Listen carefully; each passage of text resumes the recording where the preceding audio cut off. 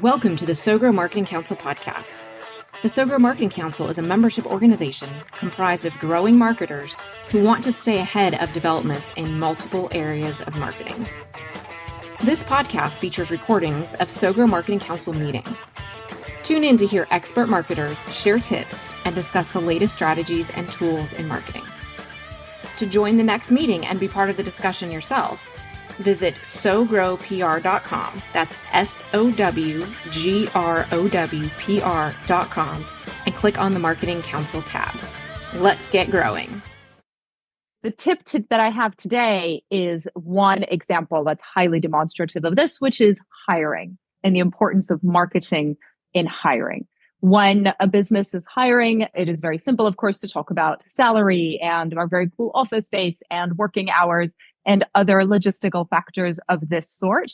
But what the business is also doing is promoting its culture, whether they're doing so consciously or not. One of the ways in which they're doing that, of course, is through their marketing. So those candidates, even though they are not potential clients necessarily, will have an impression of the business based on the marketing that's happening, because marketing is all external facing in that way. So that is the public image of the business.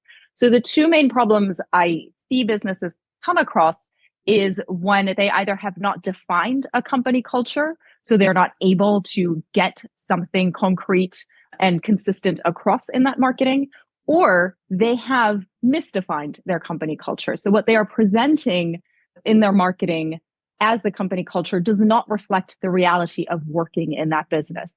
And when I talk about company culture, what I mean in short is the way that the employees interact with one another and the way that they interact with their work. And yes, that can be defined in very tangible and concrete terms. So with both of those errors, either where it's undefined or it is defined incorrectly, what happens is you risk, of course, not attracting the candidates that would actually fit into that culture. So attracting the wrong candidates, and or presenting a lie. So you get a great candidate and they start working in that business, and then it is nothing like what the public image of the business was. And so they feel lied to and betrayed, and it doesn't match their expectations. And anybody who has ever been involved in hiring knows that losing an employee, especially a new employee, is incredibly costly, not to mention highly disruptive to everybody who's also there. So it's something that any business wants to do everything they can to minimize that happening. So that's the importance of defining culture, which does have to come internally. That is an operational obligation. And then making sure that the marketing is reflecting that the story that is being told through marketing is the reality of who the business truly is, what they represent to the market, and the personality that business has day in, day out in those working conditions. That's my tip for the day. That's so great, Rebecca. And in terms of how do you make that communication happen between those two departments? Do you have any suggestions in terms of how to make those conversations seamless? For one thing, marketing and no part of the business and marketing, so including marketing, should never start with a blank page, right? So it's not just about, okay, let's do something creative or just get a message out there that we know will resonate with an audience. It's about getting the message that is true and authentic to the business, a word that Lisa uses a lot, really important, getting that message out there. So it has to, that for marketing to be successful, and of course you're all in marketing, so you know this, you need the correct information from the business. So even when that's happening internally, where it's a marketing department, that marketing team needs to be getting the correct and reliable information from, let's say, the top levels of the business, who those decision makers, whether it's the owners or a board or a C-suite, to then make sure that the message, that the external image of the business reflects reality. That's so true. Thoughts or questions for Rebecca? That's really helpful. Rebecca, I want to ask you about how to make stuff, any tips on how to make stuff more authentic. And the reason why I'm asking, I came to Atlanta to work for an ad agency, and they talk about, it's a really big agency, and they talked about orchestrated marketing, and it never was true. And all the culture things they said were just propaganda, and everybody knew it. Everybody laughed and snickered, behind their backs. How do you make this stuff real when everybody's so cynical? Yeah. So they're cynical for a reason, right? Because it hasn't been happening so far. So it's indicative of a mistake right there. And I want to point out the two levels of authenticity. There's the authenticity of the person and then the authenticity of the business. Where in a small business in particular, where the business owners are very present, these two things are very tightly related, but they are two different things. So again, I'm going to highlight Lisa, who is the expert on the authenticity of the person. When it comes to the authenticity of the business, it's looking at how all of those expectations and aspirations and hope of the business owners or decision makers reflect themselves in the day-to-day reality. So the key, and it requires a certain level of honesty, frankly. I mean, the situation you're describing requires a certain amount of dishonesty, I suppose. So it's, looking at it that way rather than one would hope that the norm is that those business owners or decision makers do want to reflect reality and honesty. But it can take some digging because very often when we describe ourselves or our businesses, what we are describing is what we wish it were or hope it would be rather than what it is in reality. So that's where it can take some extra digging and some extra work. One way I like to do that is looking at concrete examples. So when somebody says, well, our business is this or works in this way or represents these values, I will ask for 5 specific examples, something observable and tangible that prove that point. Sometimes what we find is those values are not the ones being reflected, but it doesn't matter because the reality is a different value, which is just as good. It's just a question of getting the right definition. Right. Absolutely. That's so true. It's just the authenticity is huge because what's the point of marketing? It's not true. Right. So that leads us into Lisa. So Lisa, would you like to introduce yourself and share your tip today? Sure. Lisa McGuire, fractional CMO and personal brand and messaging strategist. And Rebecca, you teed this up so well for me. And thank you, Joel, for asking that question. So first of all, I want to talk about when you hear the term personal branding, I hear a lot of people cringe or they back away. But I like to reposition that a little bit today. Think about, it doesn't mean you're an influencer. It doesn't mean that you have to tell every little detail about yourself, but we all have a personal brand, whether we know it or not. So let's reframe that and think of it as your reputation or your image, what people think about you or say about when you're not in the room. So that does lead us to that word authenticity.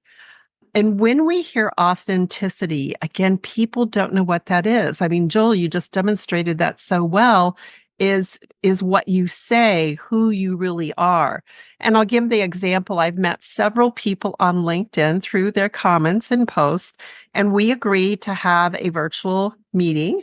And when I get on Zoom with them, they are not anything like they show up in their post. And I'm thinking, who are you? Where did you come from? Where is my friend I made on LinkedIn? They're very, very different. So when you think of authenticity, there's also the word transparency. And I heard this a few weeks ago, and I thought this was an amazing way to describe it. Authentic is being who you really are. And as Rebecca said, it comes by evidence. It comes by examples. It comes by things that we can really measure and point to. But it doesn't mean that you have to show every little detail of your life. There is a level of transparency. And we as marketers, if you think about graphics, you can adjust the transparency of an image, right? How dense it appears or how filtered it is. We do want to choose what we're sharing with people. And so when you are expressing yourself as your personal brand, it's very important that you present yourself truthfully. So where does the evidence come from? And this is my tip, is you are going to show up much more magnetic and more confident if you have the evidence to know who you are. That is done by making sure that you understand how you are wired. You also have to understand how other people see you. And we don't know that. We have to ask other people, what is the image? What do people think about you? What do they think your skills and your talents and tricks are that you have that make you magical?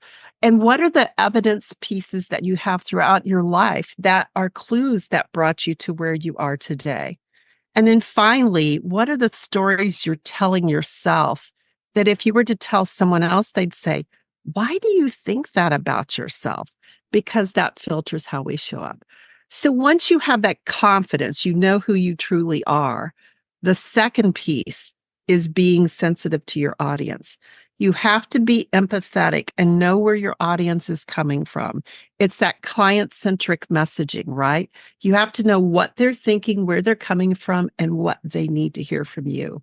So personal brand communications are done not for you, but they're done in the service of others to help people know, are you the person they want to work with, or are you the person they want to work for? And that's my tip. That's so great, Lisa. So do you have any tips for people who are private and don't necessarily want to put a lot of things out there? Because it seems like the people that are really successful are the ones that just put everything out there, and they're just so honest and so raw about things. It seems like there's a trend in the marketing world to just put everything out there, but that's not necessarily everybody's personality. So how do you feel like people determine that line as far as like sharing too much versus not sharing enough so people don't know you well enough? Right. That's a great question. And what I always look at is, okay, if you are more reserved and you don't want to share much about yourself, what is a lesson that you have learned in your life that you could then tell a story about, right? So you're doing it in the service of others. What is the one controlling idea, the one lesson you want people to learn? And then just tell a little short story. It could be 3 or 4 lines and then lead into the content. But that's a way to dip your toe in the water. And when you find out that you're not going to lose all your friends and you're not going to lose all your business, you can get a little bit deeper into that. Right. That's helpful. Does anybody else have questions for Lisa on personal branding and authenticity? And I think one thing that it made me think about is I do a lot of our social media, and I'm really immersed in everything going on with the new AI tools and all the different things that we can do with that. And I mean, everyone's brain is exploding just on every level of business of how we can use AI and all the things it can do.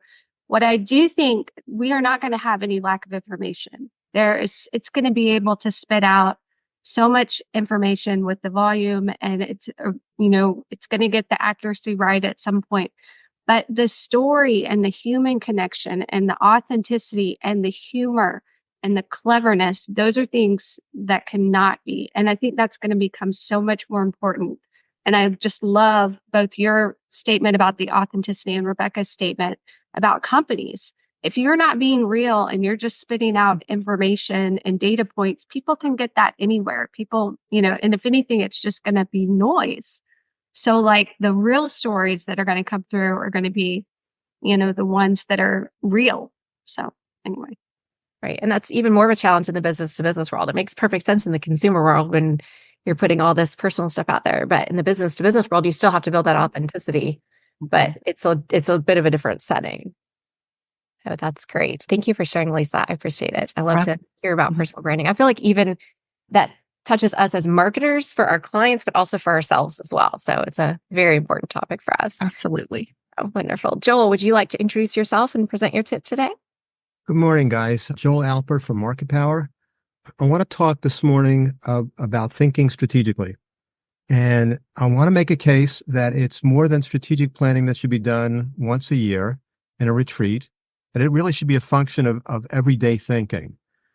Why am I saying that? Because I don't do strategy per se every single day. I do branding and copywriting and targeted marketing, email, presentations, whatever it is, day to day. But I'm suggesting that all these things could have a strategic bent to them. And rather than get definitional and weird with academic tap dancing, I want to suggest a very practical, real example, just real life.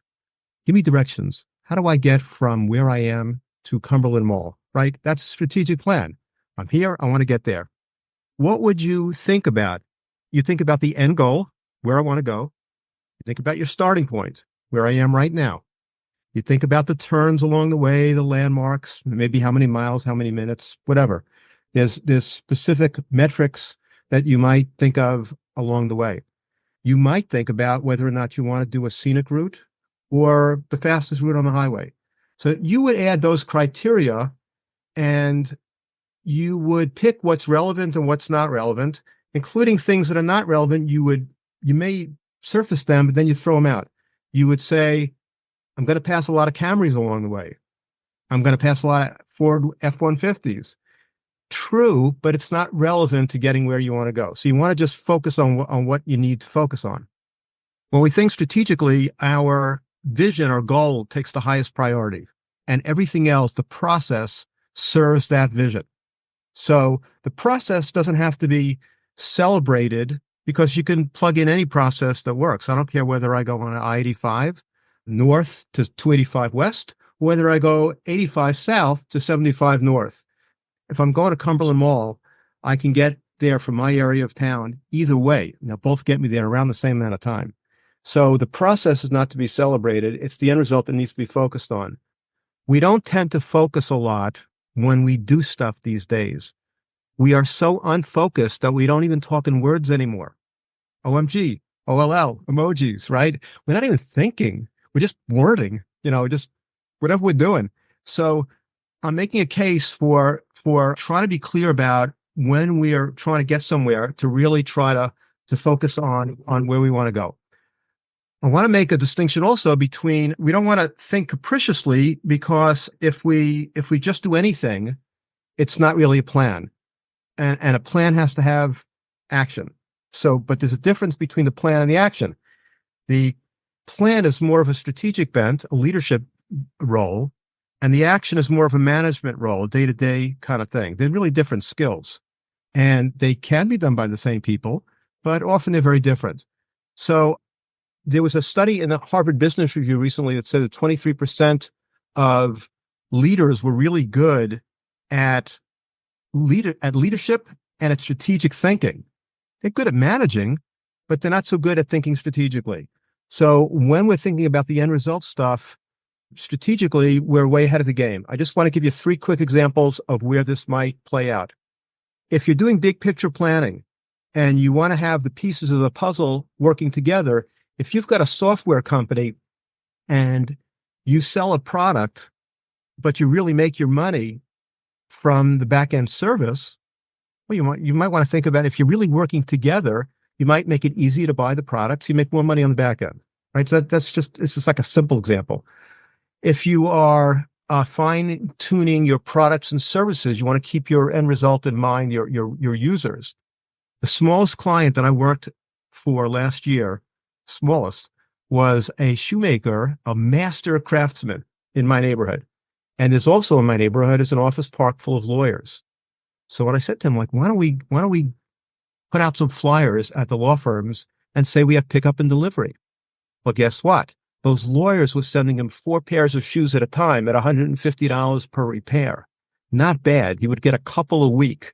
That really helped his business. So your product and service offering might even be fine-tuned for your market or who you're trying to serve. Last example is, you don't want to think in silos. So basically, you know how, like, when you get like Xfinity, it tells you, rate our service, would you use this again? What they really want, well, are you satisfied? What they really want to know is, do we have a steady stream of business that we can report our next quarter earnings? They don't really care about what you think and whether your service has a problem with it. But what if some of those people got some back end opportunity to fix any kind of problem you might have? You would keep more people with that and reduce churn by doing that properly than just by doing some amorphous, ridiculous survey that doesn't mean anything. So across sales, marketing, operations, service delivery, everything that you do, if you have your current goal in mind and you think strategically, you're really able to perform much more effectively in all functions of your business. That's great, Joel. I appreciate you bringing this to the marketing strategy level, which is one reason why we wanted you to come, because marketing strategy touches all of us as marketers. So thoughts, questions for Joel. What do you guys think? I thank you for that, for defining those different elements, which is, so we all use that terminology. It's so helpful to have those categories. What do you find that clients most misunderstand about those differences between strategy, plan, tactics, and the business versus marketing level? Well, one thing, the bigger the company you work for, the worse this is. But even in small companies, people hate this stuff. They don't want to do it. So they're not even, they go, give me a break. I could be catching up on my work today and not doing your stupid retreat, right? They hate it with a passion. So unless it has real value to them, you got to get that straight to begin with. And then you need to have a drill down plan so that it's not just what I call 3-ring binder babble. So it's like when you have just an idiot plan on paper, it doesn't do anything in the real world. You have a plan on paper. You need to define and distinguish how you lay that out. So when you have a plan that's transferable, you can do a good job with it. You can actually enact it. So the biggest disconnect, I think, happens when the plan doesn't really work for folks and it doesn't really enact very well. So, Jill, do you have any suggestions in terms of planning your strategy and deciding what is that end result that you want? So let's say you can pick Cumberland Mall for those of us that are here. That's a local thing. Or maybe you're like, I want to go to the Statue of Liberty, thousands or hundreds of miles away. So how do you determine that end goal within realistic parameters? I'm not sure how to. I mean, I know I wouldn't go 85 south if I was going to the Statue of Liberty. That I know. No, I just mean in terms of like having a goal that's so far out there that it's unrealistic. How do you make sure that where you're going and the end result that you are trying to get to is something that's attainable and you're not just setting a goal that's so far out there that even though you can maybe see a road to it, it's just so far out there that it's unrealistic. So one thing, Stephanie, I don't like 5-year plans. I don't like 3-year plans. I think that's stupid. I'm sorry for my candid assessments, but I think they're really just like uninformed. They're ridiculous. So don't do long-term plans. Don't do things that are completely unattainable, but do things that are worth putting your life spirit into. So if you have some weak plan that you don't even want to do as a company, as a leader of the company, as people, as managers and directors of the company, and you don't really care that much about it, what kind of motivation do you really have to do it? But if you really love it and you really want to do it and you want to, you have motivation, you care. So on that theme, so one thing I try to make it bite-sized and doable and a little bit of a stretch goal and all that, but you always have to figure out in the process what the motivation of the end user is, who you're marketing to, and what the motivation is of the people who are doing the work. If you can get, I love the word motivation. I learned that from my mentor, Robert Fritz. He talks about what really drives the person. What do they really care about? What are they really motivated about? Not just like, what does the customer want? You can give them like a very fast answer to that. It's academic, but what really drives them? Like what's the thing that really makes them want to do it? It's a one level deeper, so it's almost like the authenticity that Lisa was mentioning before. It's like, what's really inside the person that really wants to do it? When you connect all those dots, your plan is energized. So that's great. I'm seeing a theme through all of the tips today. Authenticity. So before we move on to marketing strategy, any other thoughts, questions for Joel? All right. Yana Tori, would you like to introduce yourself and share your tip? Definitely. So, hi, everyone. I'm Yana Tori. I'm a deliverability specialist and co-owner of 2 email-related businesses. I am not the person that sends out the emails. I just make sure people get them. So it's on the technical, weird part that no one ever thinks about unless there's a problem. So last month, we talked about how Google and Yahoo had announced in October that they were going to be a little bit more strict. And for the ones who don't know, nothing has really changed. They're just enforcing things that they've been saying for years. And they've made a public announcement. So now everybody has to adhere. Since last month, I've been getting a lot of calls. People are panicking. They think it's the end of the world. Email marketing is not going to work anymore. And that's not the case. But there are a couple of things that we need to set straight. So one of the things people are scared about is emails not landing in the inbox anymore. So emails are landing in promotions tab for years. And people always panic when that happens and they think that's spam. It's not the same thing as a spam box. So spam box is emails that we don't want you to see, or Google or Gmail or whatever doesn't want you to see. When it goes to promotions, it's what that particular subscriber wants. So if I'm, signing up to Target or Best Buy, I do personally want those emails to go in the promotions tab, and I want my inbox to stay clean so that I can answer back, to Stephanie and Sarah and all of you guys. And when I feel like I'm going to go buy something or I have nothing better to do, I will go look at the promotions tab and I'm in the right mindset. So it helps convert better.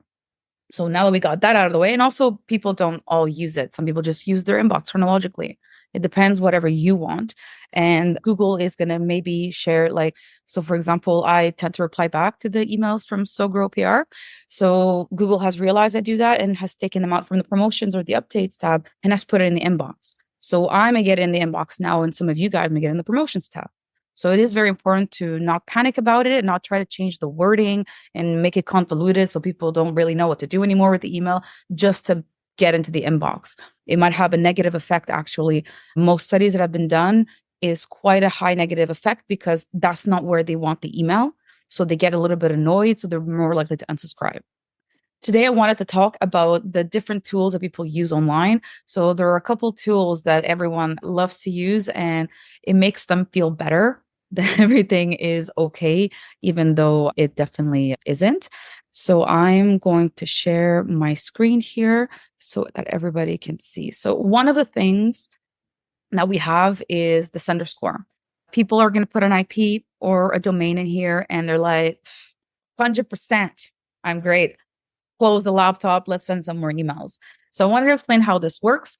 So this website is owned by Validity, and one of the features or products that they offer is a feedback loop. A feedback loop, very easily put, is just a system that is able to process spam complaints.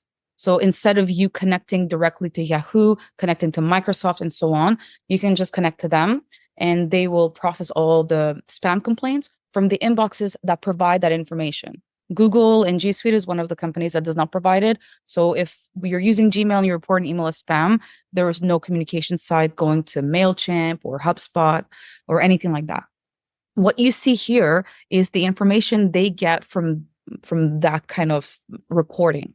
So if, for example, you were sending a lot of emails that people were reporting them as spam using Microsoft, they're going to know that. If, for example, you're on a block list, that is public information, they're going to know that. What they don't know specifically is if Gmail, Yahoo, and all these people are actually going to accept your email.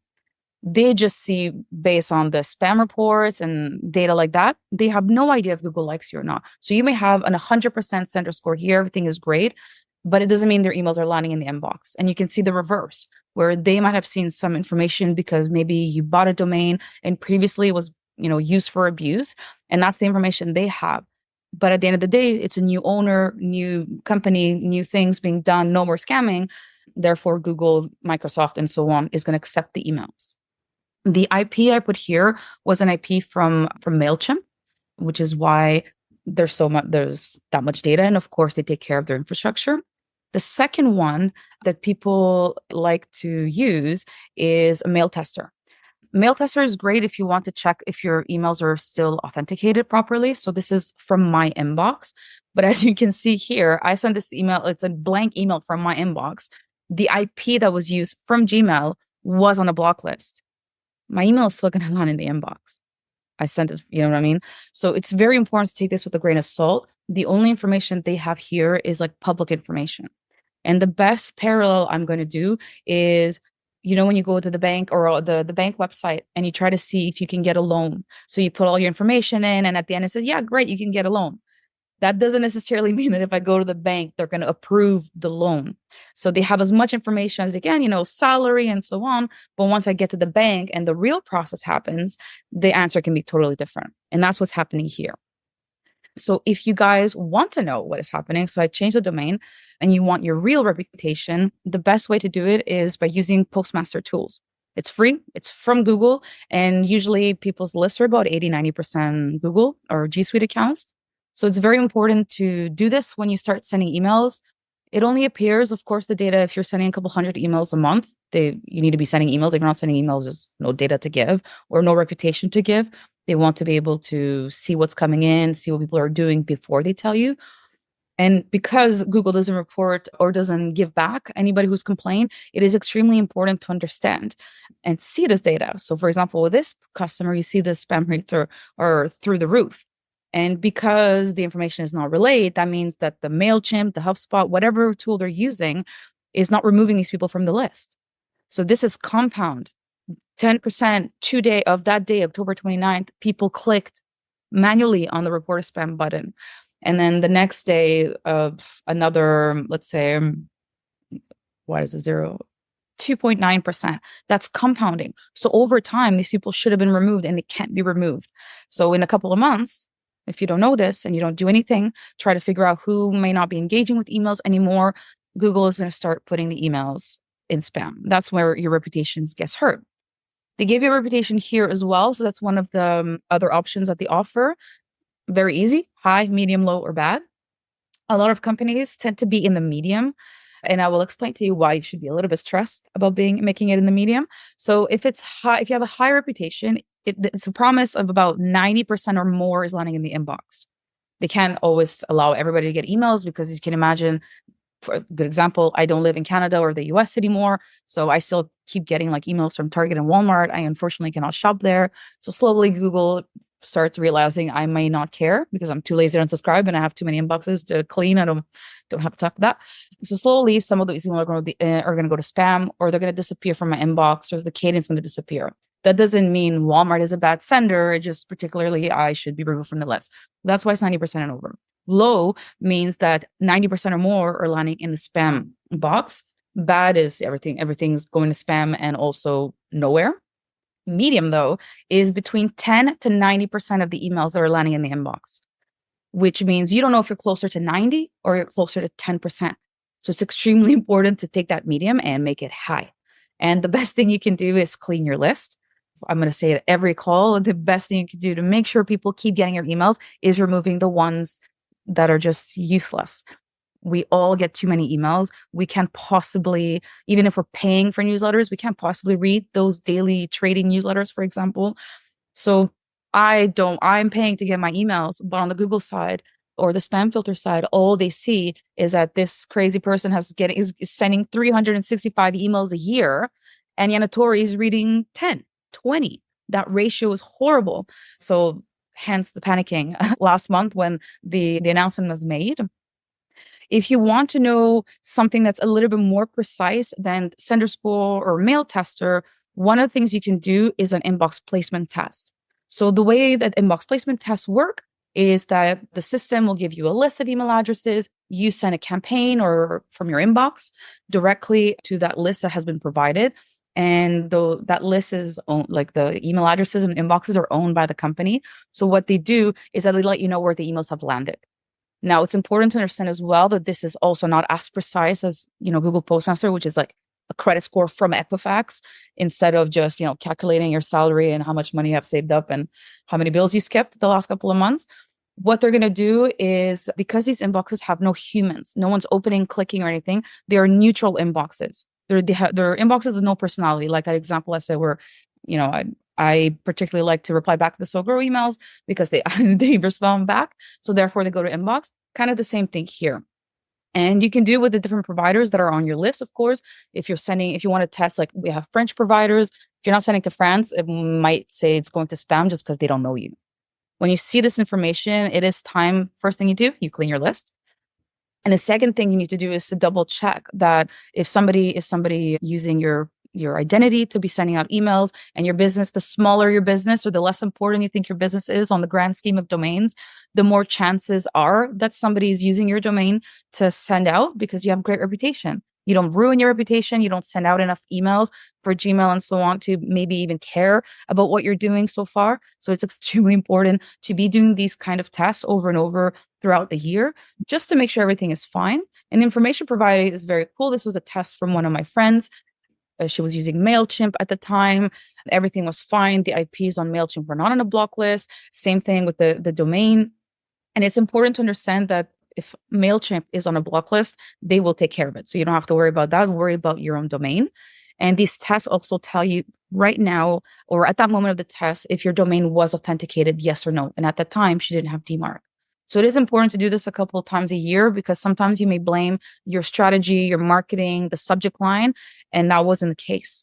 The problem was no one got the email. So it's extremely important to make sure that you're not only looking at publicly available information and get it directly from the source. And because you're sending emails to lists, if Google's happy in terms of like ratios and percentages, most likely so are all the other companies like Microsoft and so on. Only 3 companies offer this kind of information: Google, Microsoft, and the Verizon family. So Yahoo, AOL. Or else you're going to have to be doing inbox placement tests to check what's happening with iCloud. And I will stop there because I can keep going. That's so great. So I have a question, and this is not my area of expertise. So let me know if this question does not make sense. But what about, this seems a lot like consumer emails, like personal emails. How does this work in the business to business world when emails are not through Gmail or Yahoo and that sort of? Oh, it's the same. So your reputation comes from your domain. So if you were to move from like G Suite to like Hotmail, Microsoft Office, that reputation will follow you. Now, the receiving machines are going to find it a little bit weird, kind of the same idea of like, using your credit card in a new country. So there's a little bit of a couple of things you need to be doing to make sure everything's okay. But the reputation comes from your domain. So even if you're using your inbox, or like in the US, you guys are legally kind of allowed to do cold email. New York and California is coming in the way of that. And I don't know why people don't understand that at the end of the day, you don't know where your customers are. You have an email address. It doesn't mean that you don't have to be compliant with CAN spam, CASL, GDPR, and so on. But the US is coming for you anyways. And Google and Yahoo decided we don't want you to be sending cold emails. So you may not be sending that many emails, but if they figure out that you are doing cold emailing, they're going to just brand your domain and they're going to know that's what you're doing. And you guys need to make sure that that doesn't happen. So it's very important, as much as possible, if possible, to not do the cold emailing at all. It's a dying industry. At the end of the day, the only people who are going to be able to do it are people who are going to be focusing like by hand and doing it. You won't be able to use tools anymore and so on. And rotating domains doesn't help, unfortunately. They know it's you. They definitely know it's you. It's not because you go to a new bank that your credit is better. Right. So thoughts and questions for Yana Tori. Email marketing is something that we all have to deal with as marketers. I got a quick one. I don't know if it's a quick one. I hope it is. I just did a fundraising email, and I asked donors to share the pitch with 8 other people that might also contribute to this cause. Yeah. I was told by a fellow marketer that AI is going to scan that and might stop it. Is that true? To what extent? Or should I go smack my buddy? Is it true? Okay, so it's half of a myth. So content doesn't it's not because you have the word sale in your email that is going to spam, kind of thing. Okay, so it's not because you're asking people to do. That's not the reason the emails are going to spam. On a different side, and I give this example all the time, during COVID, at the beginning of COVID, that June where everything just shut off, the high-end brands had decided they were going to tell everybody, like, I hope everything's okay. And then you're getting like an email from Louis Vuitton, like, I don't care. This is not your branding, right? It's not the tone of voice. It's not what we're expecting. The spam filters put that in spam for a very long time because it was bye. And then it was like, oh, I hope you're okay. And that was just too weird. So in that sense, the content can affect, but that's based on the perception that these machines have of you and what you're doing. So if you're just asking people to share, which is really good, actually, having somebody reply back or forward the email to somebody else, it looks amazing on you. It looks really, really good, unless the reply is all in caps and says, stop emailing me, which they can read. It's really good that people are forwarding and sharing your emails. The content is more as if you've never sent an email before, and maybe it's going to go to spam, or people are not expecting that from you, so they might get annoyed, or the way they're going to do stuff in their inbox, they open and they close it really quickly, or they delete it, But on its own, that's not the reason the emails will go to spam. So you don't have to worry about that. I am definitely going to forward this video. Please do all of you forward this video to 8 of your friends. Exactly. Yeah, Yana Tori. So if someone if that email gets forwarded and someone gets it and they didn't want it, and it's not like a friend, and they're like, oh, why did he send not on this you? to me? It doesn't reflect on you. And they mark it as, what if they mark it as spam? Does that go back and hurt Joel? No, it goes back to the last person who sent that email out. Okay. So yeah. So then that's good. You can report Gmail as spam if you want. Good question. But yeah, no, it's a reputation thing. So it's really the identity, and which is why the authentication part was so important. because now they can really, really make sure that these emails are coming from you and these emails from MailChimp are not yours, actually. They can make that difference a lot better now. Yeah, absolutely. So the main takeaways: be good on email and don't be spammy, and make sure you're authenticated and clean your list, right? Yes, always clean your list. Your list. We'll Always talk about that clean next month, how to do it. It's not as painful as you might think, because if people are not opening your emails, what good does it have? What good does it? Yeah, what's the point? Yeah, just take them off. It's okay. Nope. Awesome. Thank you so much, Tori. I appreciate it. All right. Make sure everybody puts your name and contact information in the chat. I'm going to share a quick tip to wrap us up today. My name is Stephanie Richards. My company is SoGo Public Relations, and we do business to business public relations. And today I want to talk about something that I keep seeing with something called a boilerplate. Some of you may have heard of this term boilerplate. Some of you may not be familiar with it. But a boilerplate is something very common in public relations, and it's the paragraph that is included at the end of a news release. And it will say about the company, or it'll say about us, and it'll have 3 to 5 sentences about the company. And it's a standard practice on news releases. What I'm finding is that a lot of people will come to us and they will say, please write us a news release. And I'll say, thank you, send us your logo, send us this information, and send us your boilerplate. So many of the companies say, I don't have a boilerplate. And it's for more than just a news release. And that's why I want to talk about it today. A boilerplate is important for any company, whether you are sending out news releases or not. You can think of a boilerplate as your official short company bio. And the reason that this is important is because it helps you to describe your company in one short paragraph. And then you take that paragraph and you use it in all of the places that you are posting short bio about your company, and it's consistent across the board. And that's what's so helpful about it. So we'll write a boilerplate for a company. We'll put it on the bottom of a news release. If you have something like LinkedIn page where you've got the profile of the company, that's a great place to put it there. If you are doing like trade shows and you've got a profile of your company online, you're going to want to pop your boilerplate in there. If you're doing speaker proposals, they'll often ask you for a description of your company. It's the same thing with award submissions as well.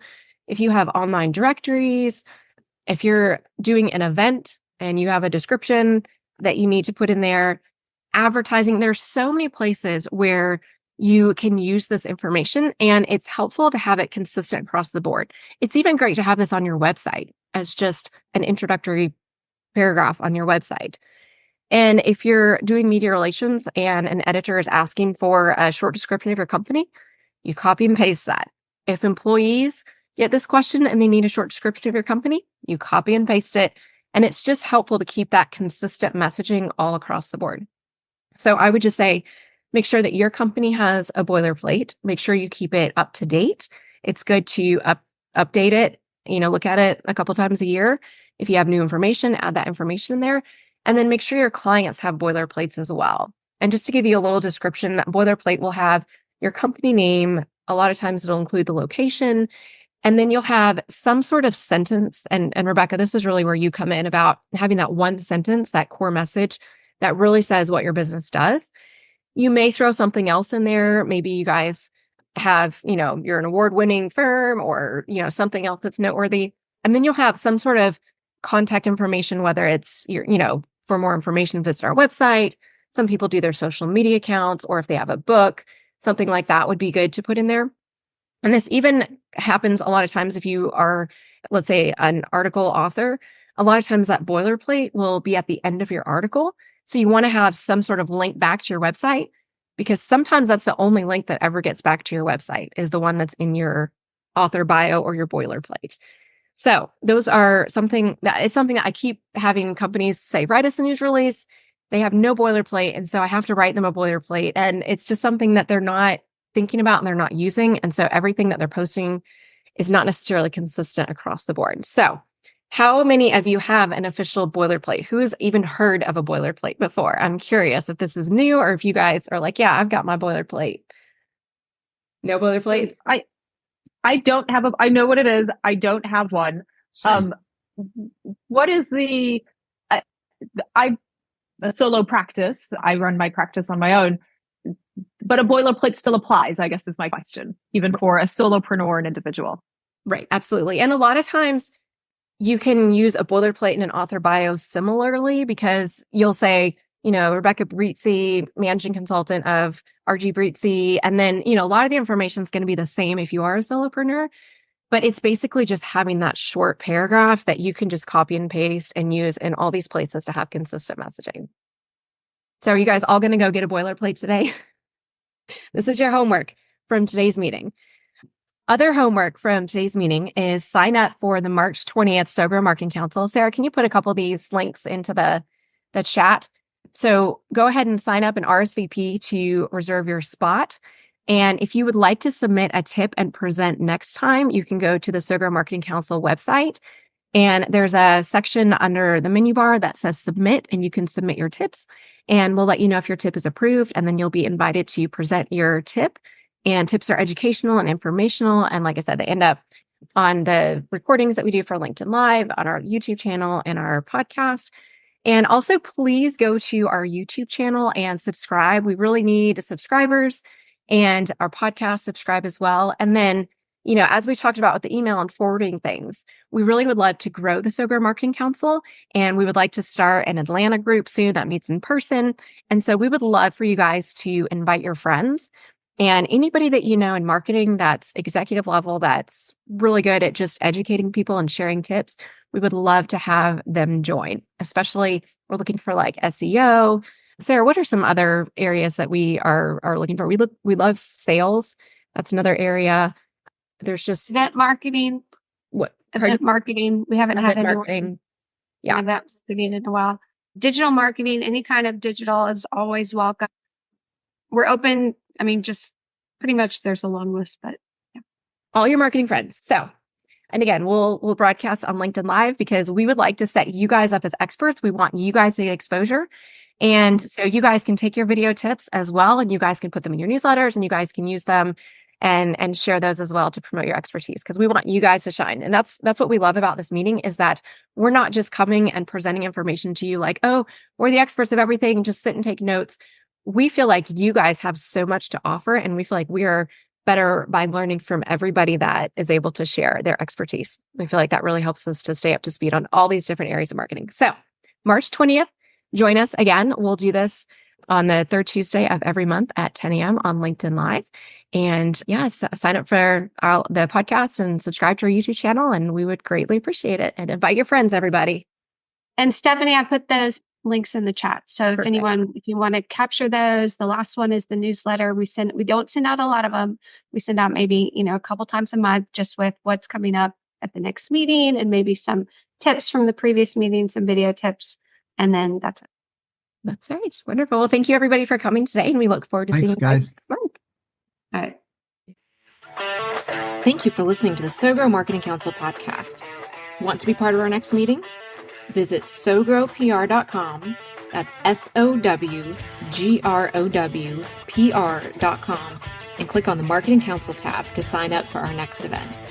Until next time, keep growing